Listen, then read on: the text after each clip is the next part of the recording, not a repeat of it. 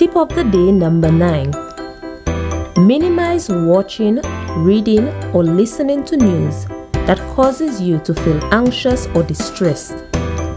Seek information only from trusted sources and take practical steps to prepare your plans and protect yourself and loved ones.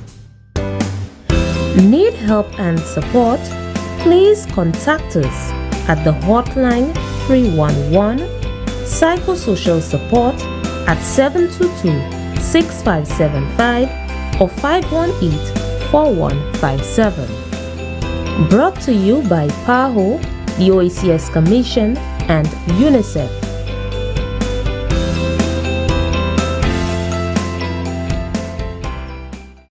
I can't stay.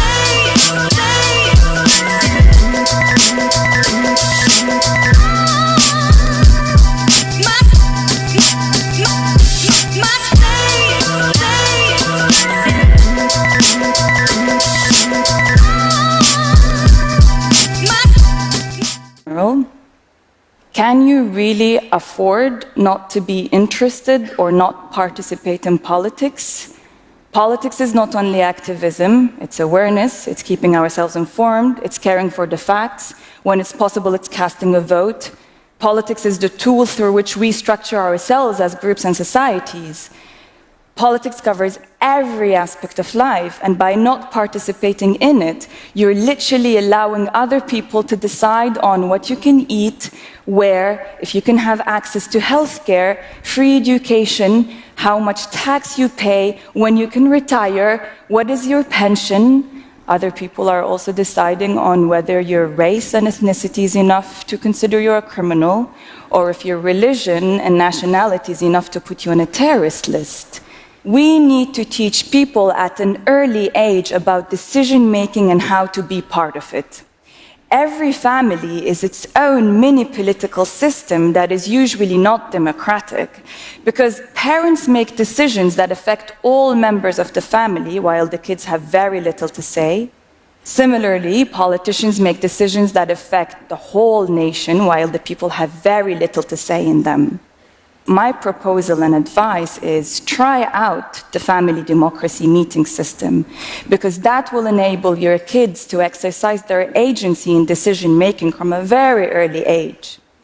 If you include your kids in family conversations, they will grow up and know how to participate in political conversations. And most importantly, they will help others engage.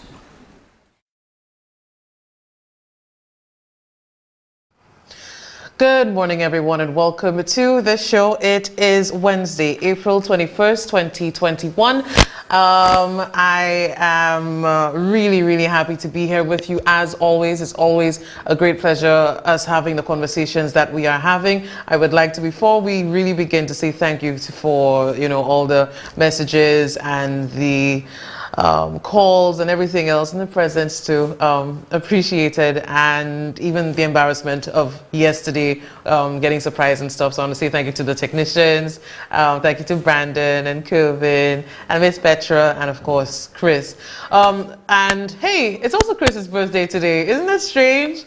Happy birthday, Chris. He's going to be coming on in an hour, and I mean, it's all out there who he is, and I just wanted to take this time to say happy birthday to him. Okay, so I think with the clip that we've just seen, speaking on how important politics can be and should be to all of us, I think people take it as an embarrassment to say, people say I'm not politicizing stuff, or that's not politics. I'm not into politics, sir. And I think I was guilty of that for a long time too, and I have realized recently fully that it is important and it is okay, and not just that. It's it's fun. It's fun to care about something. It means something. It's not lame to just pretend, that nothing means anything, and, the apathy that everybody has and young people mostly have to a lot of these issues. So I think that really is something that we should be looking into. And with that being said, I think the major political issues that we're seeing, of course, is healthcare. It's how we're looking at the pandemic, the responses to the COVID crisis and everything else of that nature. And I think even now with us having, you know, a high number of COVID-related deaths, that is very, very concerning. I think it's at 66 now. That is a lot, and over 4,000 people contracting that disease, that virus. That is something for us to worry about. So it comes as something that we should be taking into account when the news came out that one of our ministers has contracted that disease. Let's put up the first image. It says,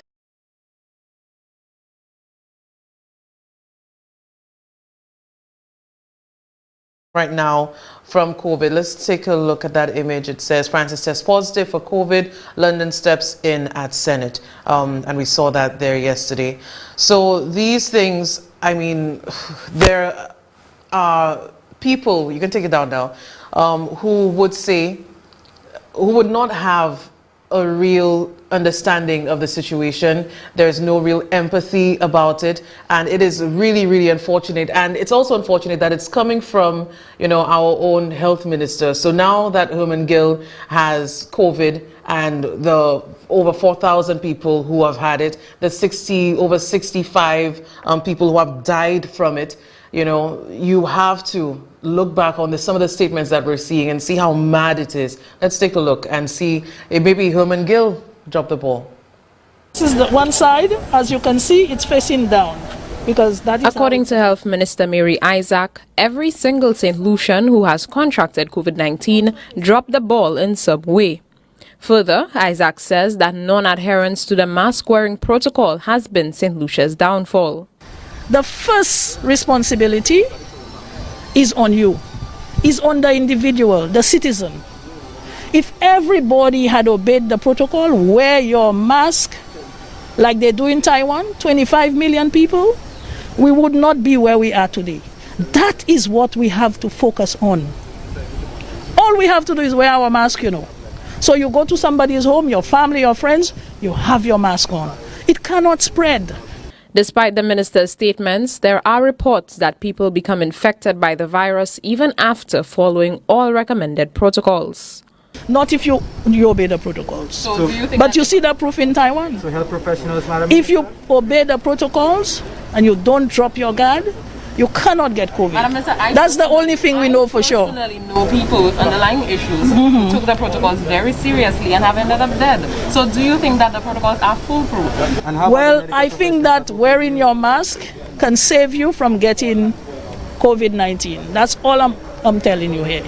I do not have experience in COVID-19. Nobody does. There's no proven research that can say to us this, that, or that. The only thing we know is when we look at other larger populations that have survived better than we are surviving right now, and when you look at what they do, they wear their mask. That is all I can say about that. Members of the media sought clarification on the minister's sentiments, considering doctors, police officers, and even the Deputy Commissioner of Police have all contracted the virus. They dropped the ball somewhere. Anybody who has had it, dropped the ball. They either went to visit a family, a friend, they hug a person that they love that had it, and they got it. You understand? Just where, if you don't drop your guard, if I have it tomorrow, it's because I dropped my guard. As of February 9th, St. Lucia had recorded over 2,100 total cases of the virus, as well as 22 COVID-19 related deaths. So again, bear with me, everyone. I know we've had the discussion, like we don't want to see Mary mad, Mary fall, Mary, it's so contrary, sort of thing. But I do think that because we're in this situation, we need to know what our health minister is saying. So even there with the lack of empathy and saying, you know, if you ever get COVID, then you drop the ball, you were not doing what you were doing. Again, we've had that discussion before, unempathetic, but we have to continue. So I think with all the issues that we're seeing and we're hearing of the amputation that went horribly wrong at the hospital and many other issues. We need updates on these things, and who better to give us some sort of clarification, some sort of update, if not our health minister. So let's hear what she had to say on some of these issues. We have protocols in place as a health facility, and what we do is we take into consideration first and foremost the well-being of the patients in the hospital. Okay? We consult with the family, because from the same day there was consultation with the family members, with the technical people who perform the surgery. And it does not mean that because health is not able to come out to the media and speak out, that they do not know that they have a responsibility to report to the public.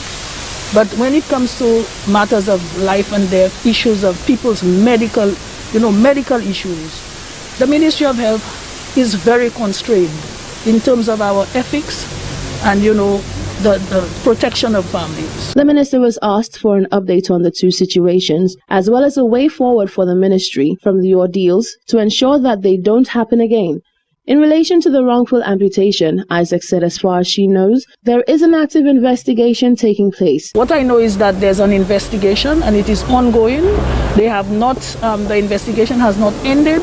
So we are waiting for the reports from that investigation to decide what has to be done. Can you confirm whether or not anyone involved in that operation is either still on the job or have been sent on any sort of administrative leave?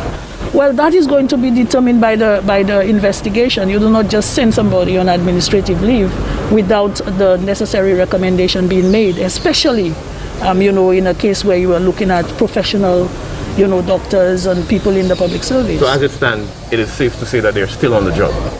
I believe so, because the investigation is still ongoing. So I would think that the people are still, everybody is still there. And if something has to be done, it would come out of the recommendations. As for the suspected suicide, Isaac said she is still in the dark on the matter. I was informed of that situation, but I have not been given an update so far. So I cannot say very much about it. The minister said she is waiting for the findings of the report to understand how the incident occurred to determine what steps need to be taken to prevent a reoccurrence. Now, when we're seeing these things and hearing a health minister in the middle of everything that we're going through say to us that she does not know. She doesn't know what's going on with the amputee. She doesn't know whether the people involved in that operation, what's going on with them. All she knows is that there is an investigation, cannot tell us anything. When there's a suicide in a hospital a week ago and you cannot say anything concrete, she says she's still in the dark about the issues and she hasn't been given an update. That is unacceptable. The incompetence of our health minister is unacceptable, and when you look at it extensively, put it over to the entire administration. Abaya moon more under plus under l'hôpital go passav as minister. I cannot imagine having a job where you need to look after people, look after people's lives and their health and everything, and somebody sees nothing better to do.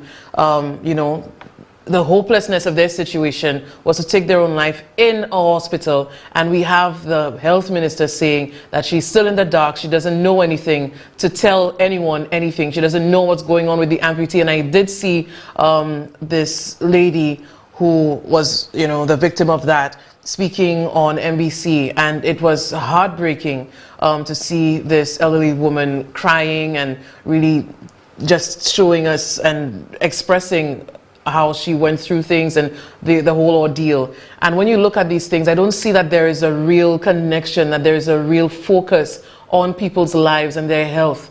Have you spoken to this woman? Have you spoken to the family? There is nothing that you can tell us at this time, and I think that cannot be acceptable. And normally, we laugh at Mary, like, look at her, she mad and she's just walking all over the place, seemingly empty-headed. But it's more than that. It is a lack of respect. It is a lack of respect. And when we even think of moving patients, as another topic, moving patients from the stadium and into the St. Jude's Hospital. And I know the administration right now, they want it. They want the feel of it. They want the cameras there. And if we know our Prime Minister, you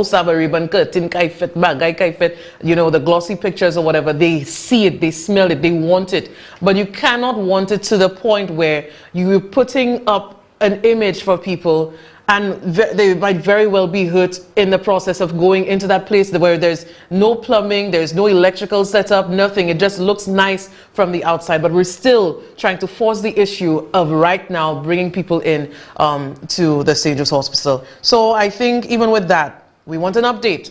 Again, speak to the health minister. What is she saying? How soon will patients and staff be moved from the George Odlum Stadium to the reconstructed St. Jude Hospital? Both the Economic Development Minister Guy Joseph and Health Minister Mary Isaac have shied away from providing a definitive answer to this burning question.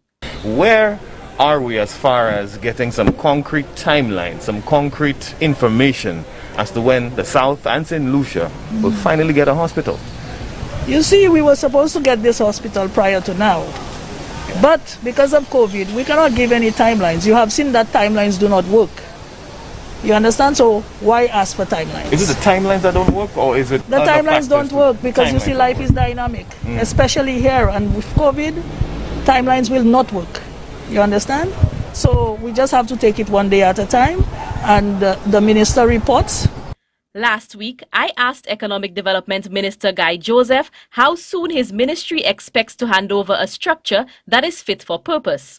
We've had a lot of challenges. I think in the coming weeks we will be giving some more definite answers on this, because now that we are at the stage where we are completing the outside works and it's just what's on the inside, we've had challenges to source out basic stuff that is required for a hospital because of the logistics in shipping now and in being able to get the production, because a lot of things for the hospital is special production that is required. With general elections around the corner, many are wary that the hospital reconstruction project may be used as a ploy to win over the electorate. SLP First Deputy Political Leader Ernest Hilaire alluded to this during a recent media appearance. I know that they are meeting now with contractors to put in conduits in the building. So I did see on the bottom floor. Oh, in the bottom. So that's the point I'm coming to. Right. Because they're trying to move everybody in on a section of the bottom floor to be able to move them in before elections and say they finish in June. I subsequently asked Economic Development Minister Guy Joseph whether there was any truth to the claim that efforts are underway to occupy part of the facility within the next few months. No, we are working to finish the project at St. Jude, and then the decision for movement is not one for me to deal with. The decision of movement is for the health officials to deal with. What I deal with is the construction of getting the building suitably prepared to be inhabited as a hospital. Given the minister's assertion that moving was within the purview of the health ministry, reporters recently sought confirmation from Health Minister Mary Isaac. We understand that there's word that some patients may be moved from the stadium to the original St. Jude's location in a matter of weeks, at least to some parts of the hospital. Can you confirm that? Well, I'm not sure about that. I have not gone to see the hospital myself lately. Since the paneling started, well, the first few panels I was there, I saw that. But right now I'm seeing from the pictures as if it's almost complete. So I would have to go see it myself and give myself a layman's, idea of what exactly is going on and at what stage it is at. And anybody can do that. I mean, I can say, well, it looks like it is suitable now to move in patients, but I cannot say from a technical standpoint whether it will be good, it's the right time or anything else. But I can just look at the thing and see if I am a person in a hospital. Have any technical personnel reported to you that it may be close to that stage? No, the technical people do not report to myself. Who do they report to? Well, they would report to the Minister of Economic Development. The St. Jude Hospital reconstruction project has long been perceived as a political football, with both the UWP and SLP pointing fingers and casting blame over the delayed completion of the facility. It has been over a decade since reconstruction efforts began, with the project spanning 3 different administrations to date, that of Stephenson King, Dr. Kenny Anthony, and currently Alan Shastney. For Choice News Now, I'm Annie Matre reporting.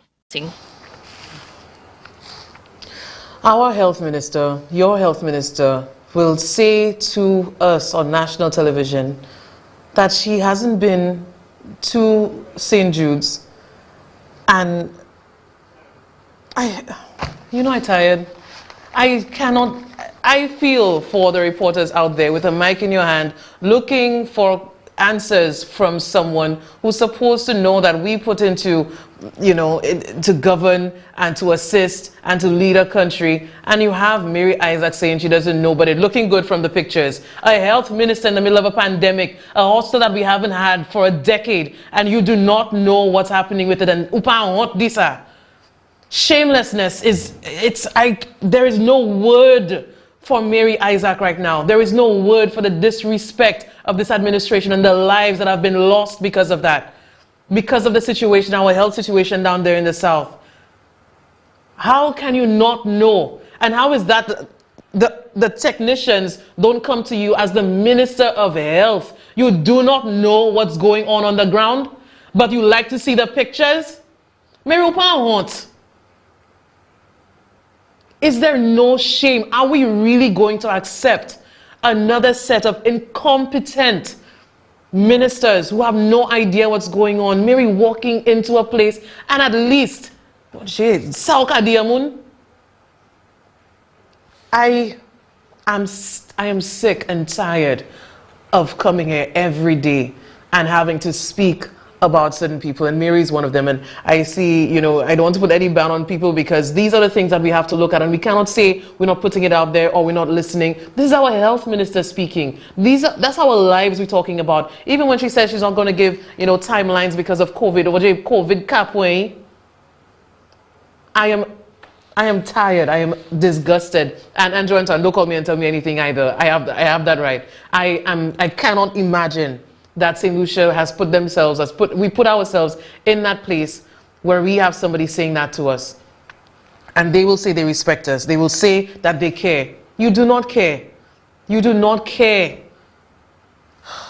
But then we have our Prime Minister who insists that Mary, far apart from her being, just a joke of a minister, just a complete joke, this is dangerous for us to have a health minister that doesn't know what's going on and will speak like any other person. In fact, there are people on Street Vibes that say better things than that know more than she does. And she is supposed to be right there with all the information at hand, and she cannot speak on anything definitively. All of it is Guy Joseph, the Economic Development Minister. Tutba Guy, the technicians don't come to you as health minister is Guy Joseph. So what you doing there? What you doing there? What is the point of being health minister? Like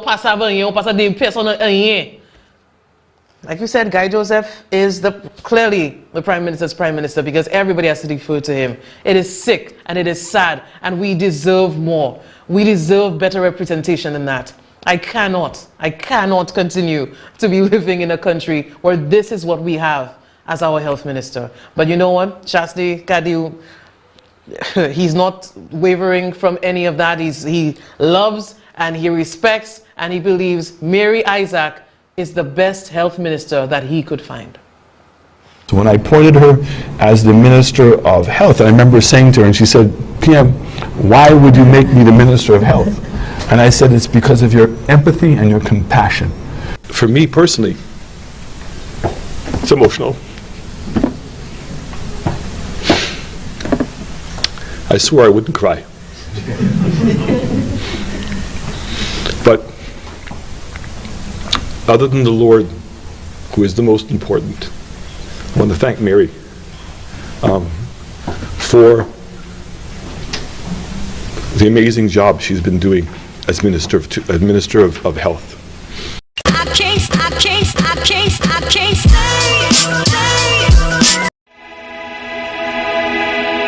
The COVID vaccine is here and is for people 18 years and older.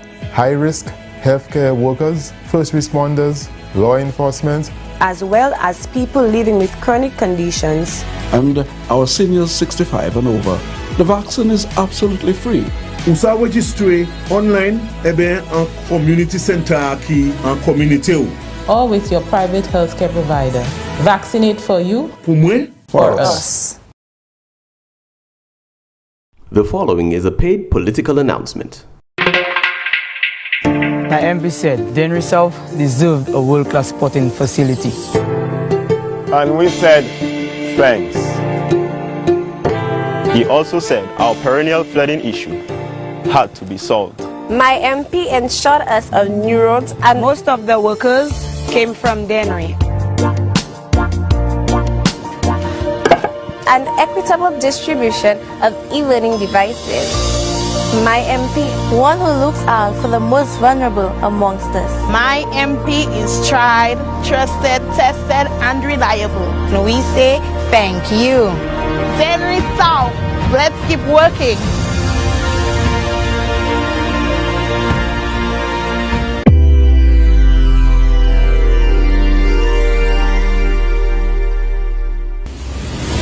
People of St. Lucia, this is how the United Workers' Party run the country for almost 5 years. That when you elect a government, you elect them on the basis of the policies and programs that they set out. The people of Castries East categorically chose to reject the United Workers' Party. Just hold the line, caller. Yes, I'm saying the people of Castries East chose categorically to reject the United Workers' Party at the last election. Yeah? 11 other constituencies said to the United Workers' Party, yes, we want to build a new St. Lucia with you, we are on the road with you, and we'll be working with you. And so the government sought to invest in those communities where they bought into the philosophy and thinking, you understand, of the government. You support us, we will take care of you. You don't support us, you suffer. Inclusion is one principle we should readily embrace, so that we can give our country the best chance of success. As politicians, we must never forget that we are putting ourselves forward to serve people. Not some of the people, but all the people. We are all St. Lucians. A St. Lucia Labour Party government will take care of all St. Lucians.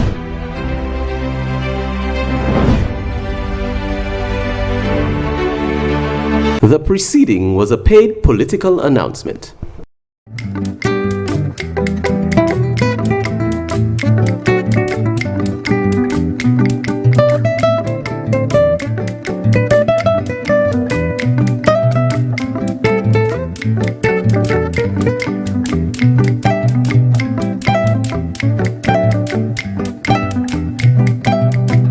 You're watching UTV, TV for you.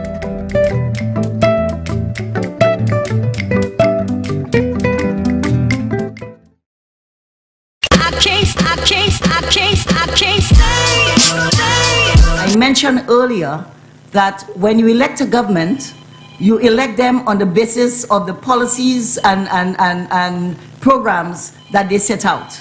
The people of Castries East categorically chose to reject the United Workers' Party. Just hold the line, caller. Go ahead. Yes, I'm saying the people of Castries East chose categorically to reject the United Workers' Party at the last election. Yeah? 11 other constituencies said to the United Workers' Party, yes, we want to build a new St. Lucia with you, we are on the road with you, and we'll be working with you. And so the government sought to invest in those communities where they bought into the philosophy and thinking, you understand, of the government. It's very important that a community buys into the vision. When the Prime Minister came in, we just did a tour of the constituency. We made no promises.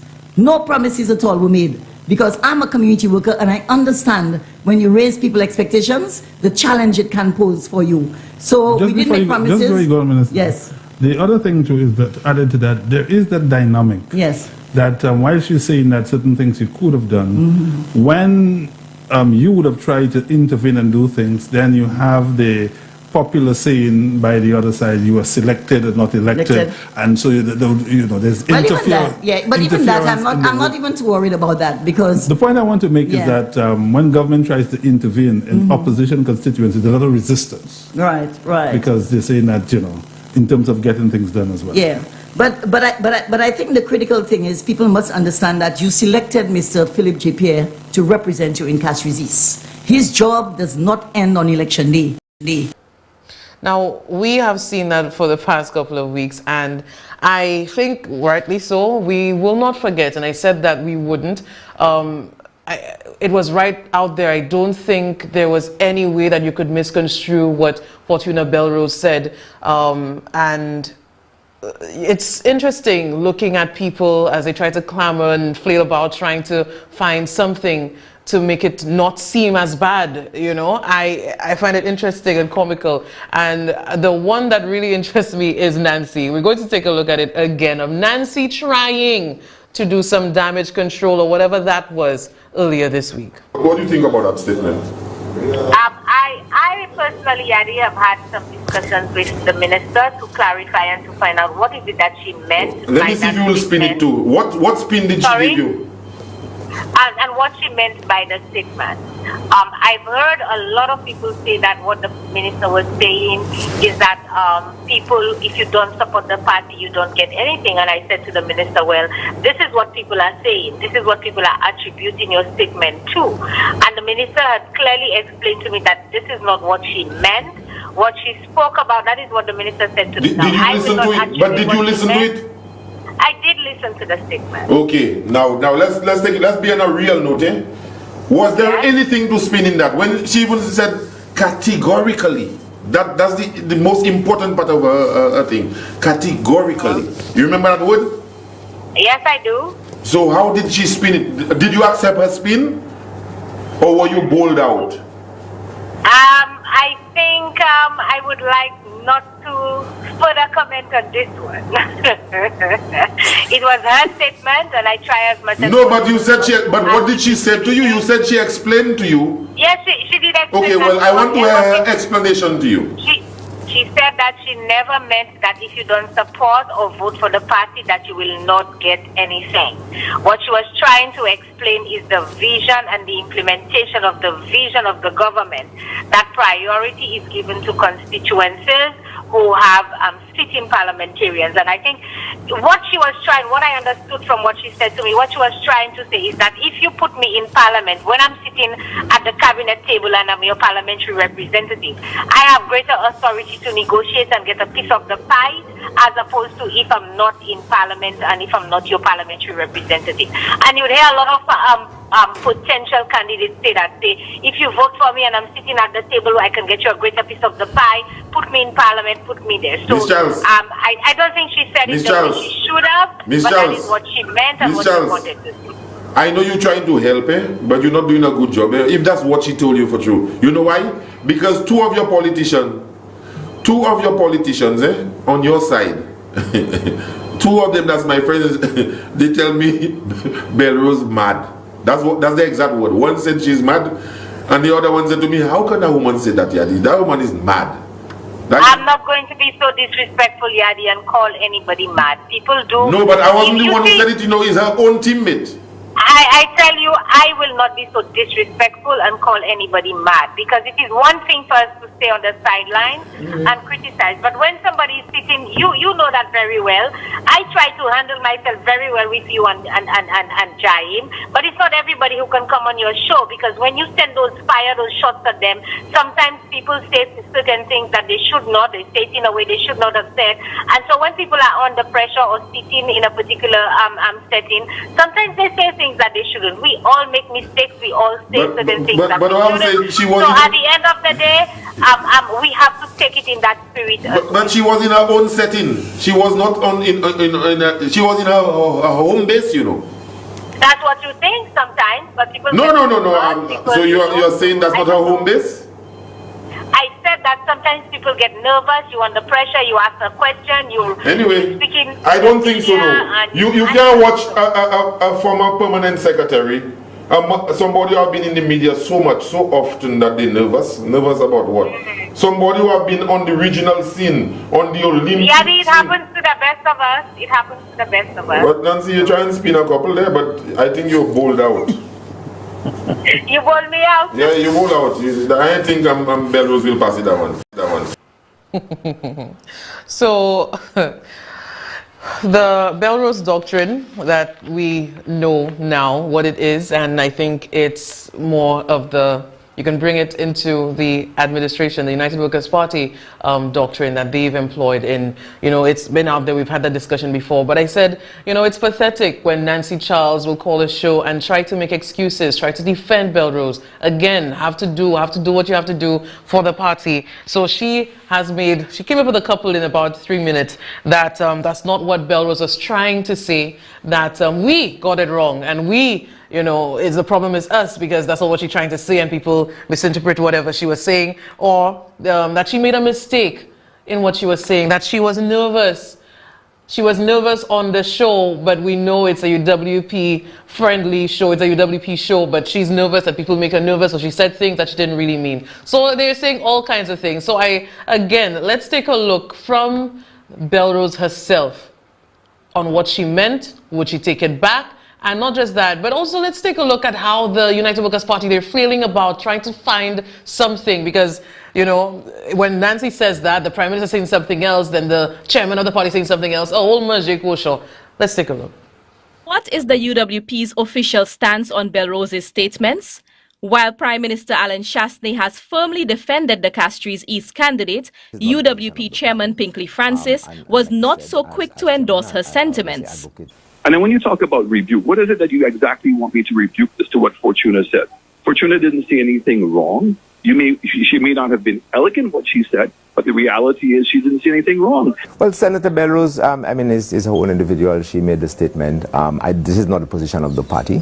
And like I said, as chairman, I obviously advocate to change that if there's any idea that this is the way we are going. I think we all are St. Lucian. I love all St. Lucians, and everybody should be eating from the same plate.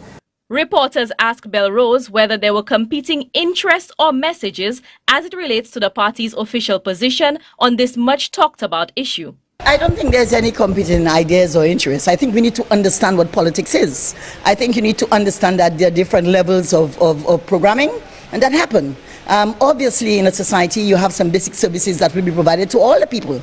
And we saw that clearly in Castries East, benefiting from the bursary program, benefiting from all the initiatives that children and adults benefit from. But when you're looking at massive development projects, you understand, if you don't position your community in a way that it should benefit from it, it will not. And we have to be real, we have to be honest about those things. So the people of Castries East need to take ownership and determine for themselves what it is that they want to do. Meanwhile, two of Belrose's colleagues in the upper house have firmly denounced her contentious statements. The society that we live in is so interconnected and close. There's no way that I would have anything favorable to say about the Belrose doctrine. It's not us, it's not how we live, and we should not encourage that kind of discrimination. It's sad and it's wrong, and there's no explanation for that sort of thing. Democracy is based on, at least our Westminster democracy, is based on everyone agreeing to abide by the results of the election. So people who voted for you or not for you agree to be governed by you. Once that agreement is tacit, it is given, it is expressed, then the government is the government of all people, and it is totally unjustifiable for any administration to discriminate against a constituency based on an election result. The people of Castries East chose categorically to reject the United Workers' Party at the last election. Yeah? 11 other constituencies said to the United Workers' Party, yes, we want to build a new St. Lucia with you, we are on the road with you, and we'll be working with you. And so the government sought to invest in those communities. No. Senator Fortuna Belrose says she will not retract her comments.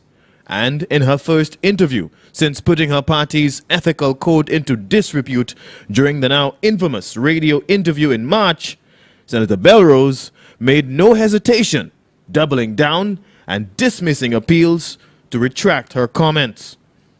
So you're taking it back, you're walking it back, or you're standing by it? I will not take the comments back because the comments are real.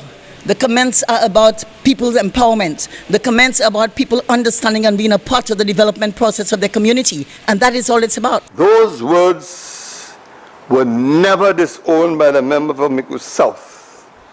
Senator Belrose was never rebuked. It takes courage to rebuke and disown a minister. But United Workers' Party Chairman Pinkley Francis did attempt to disown Senator Belrose's utterances from the party.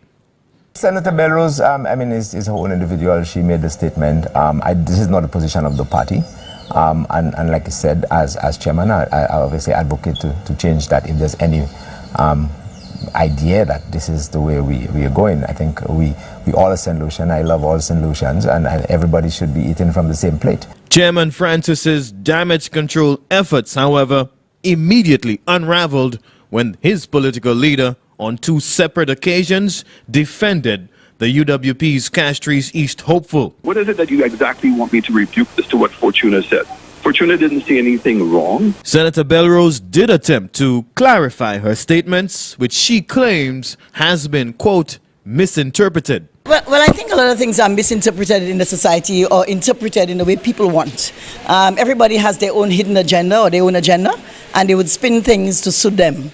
I think what we have to look at is that we have a small society, that we have to work with people to be able to make it better for all of us. And the object is, when we are elected to serve, we have a responsibility to serve all the people and not some of the people. So this is the essence of our government's philosophy, and this is what I hope I was able to articulate, you understand, to the people. According to the Belrose doctrine, if you do not elect the United Workers' Party, if you do not buy into the vision, then you are dead. Her words couldn't have been made any clearer, according to the 6 St. Lucia Labour Party MPs who have long accused the Chasney-led administration of deliberately depriving them of state resources to support their constituencies. When I served as Minister of Finance, every constituency in the island received funding under the CDB program. None was denied. The so-called Belrose Doctrine could be a ballot box issue in the upcoming general election. Labour Party political leader Philip J. Pierre, should his party assume office, has vowed to ensure equitable access to state resources for all elected MPs, regardless of their political affiliations. Rihani Isidore, NBC Prime. And once more, I look at the responses to these things. And Belrose, once again, doubling down on what she said, saying to St. Lucians that if you do not vote for us, you won't be getting anything in your area, in your constituency, because you didn't, want to be part of the vision. It is wrong. It is undemocratic. But it is honest. It is what she thought, and it is what and how the United Workers' Party is working. So when you're there about a month, you know you're coming to the House, you know a reporter is going to ask you, and that is all you could come up with to say that you're not taking it back. You stand by your statement, and really giving some contrasting views on certain things, because you're saying you want community, you want togetherness, and people, everybody is treated fairly, but then that you are also right in what you said on that talk show, that you're not going to be getting anything if you didn't vote for the United Workers' Party. I think that we are seeing it. I know the shamelessness, we understand it, but really it will be on us. It will be on us to take into account these things. I think we have a call. Good morning. Good morning, Tresha. Yeah, morning. Tresha, I need to correct somewhat something that Rihani Isidore said in one of his reports. He said that, and I'm paraphrasing him here, that Fortuna Belrose brought the UWP's ethics into disrepute Tresha, Fortuna Belrose didn't bring the UWP's ethics into disrepute. It was already there. Even those people who didn't know for sure but had suspected that that was what it was, Fortuna Belrose clarified it for them. But like I said to you yesterday, the irony of that is those UWPs who thought that this iteration of the party would come through for them. This iteration led by Alan Shastney has shown clearly they're not even about the ordinary UWPs. They're all about friends, family, and foreigners. So even UWPs, a great many of them, are left disgruntled by what is happening with the United Workers' Party under this United Workers' Party government. So, I mean, Fortuna Belrose, some people, boy, what did she say, man? This is crazy stuff. And look, I wasn't surprised. I wasn't shocked. In fact, I was glad that Fortuna finally, some UWP made it clear, high-ranking person made it clear that this is what we're about. Support us or die. Thanks, Tresha. Thank you very much, sir. Thank you. And I don't know. It's a lot. It's more disrespect. It's going to show us a lot about who we are, I think. And maybe that's the philosophy of the United Workers' Party, wrong and strong, and continue to just stay in it and see where it takes you. I don't know, because the Prime Minister did say that there was nothing wrong that Belrose said. She could have gone on the side of, what Pinkley was trying to do and do the distancing thing. Maybe she made a mistake. But no, go where the Prime Minister has started already and say that you are right. And even if you're wrong, you're right to do what you do and that sort of thing. So it is really showing where we are. And I think, too, I cannot imagine, I cannot really wrap my head around what she said in that people have an ulterior motive. I think we have another call. Good morning. Good morning. Hi. Good morning. Good morning. Hi. Can I speak to Tresha Shaw, please? Yes, you are on. Oh, I'm on. Oh. Go ahead, caller. Good morning, Tresha. Good morning, miss.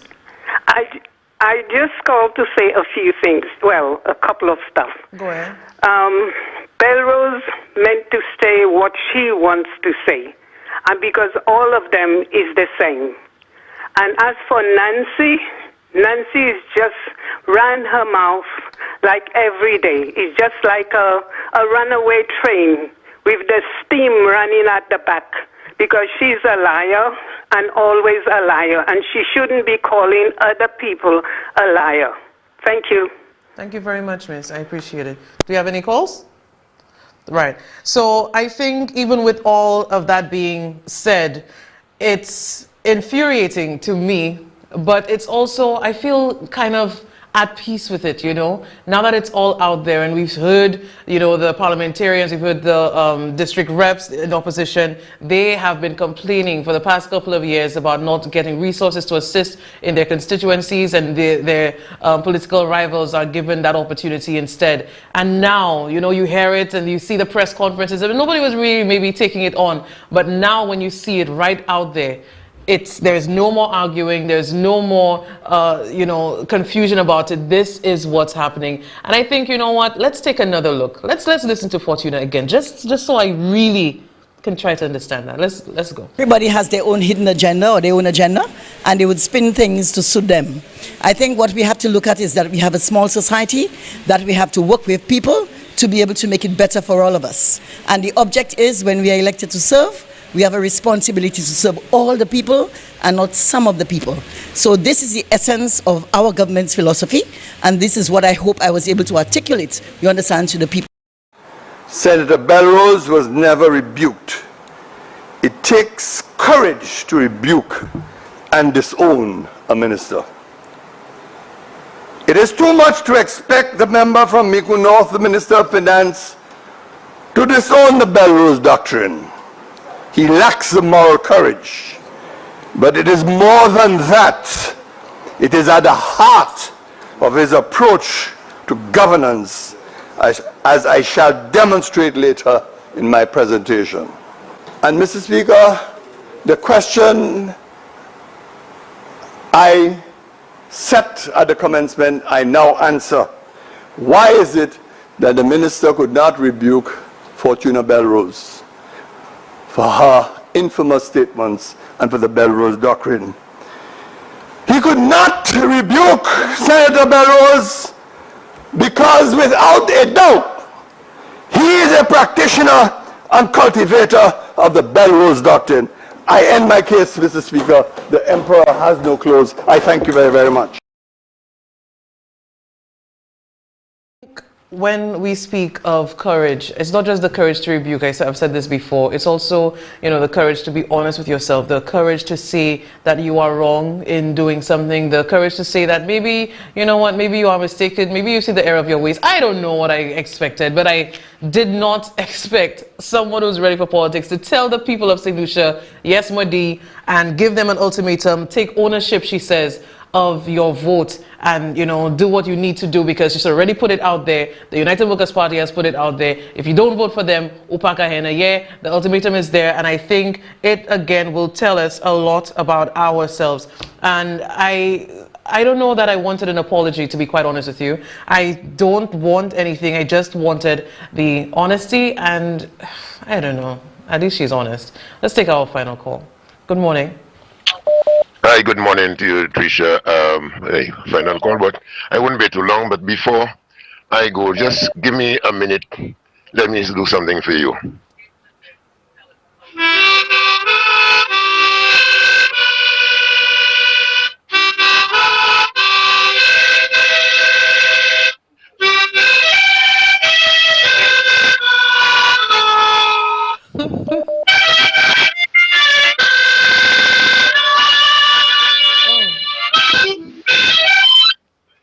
Belated birthday greetings to you, Tresha. Yeah? I couldn't get it yesterday, and I'll just leave at that for today. Okay. Have a blessed day. Thank you very much. You're still making me You're welcome. blush. Thank you.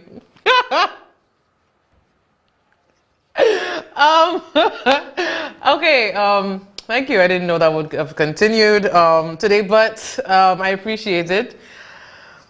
You guys are putting me off. Okay, so I'm getting distracted. So right, with the Belrose statement and her doubling down on what she said and being wrong and strong about it, I think we actually have an opportunity to really look at the issues. We come in, different talk show hosts, reporters, the news. We're seeing, we know of the issues, but when the truth comes from the United Workers' Party themselves, and they don't know, because they don't know what to say. Nancy saying one thing, Pinklika did a lot bagay. Then you have the Prime Minister disrespecting media personnel and all that kind of stuff because he doesn't know how to deal with the criticism. So this is what we're getting, and I think it's really showing us what we're supposed to be doing, what we should do, and I think that is where our heads should be at this point. But I want to thank all of you for listening to us. If you're listening to us on our radio partner station, that's Hits FM 92.1 and 91.1, we appreciate it every day that you spend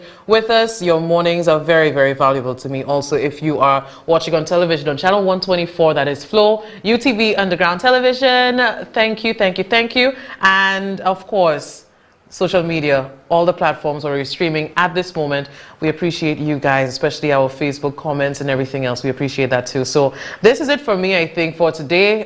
We have seen a lot of the philosophy, if you want to call it, of the United Workers' Party, and now the onus is on us to make a decision. Before I leave, though, I do want to say happy birthday again to the host of the next show, Christopher, and I do hope you enjoy your day. And with that, I want to thank all of you, and I hope that you enjoy until the next time I see you, 11 tomorrow.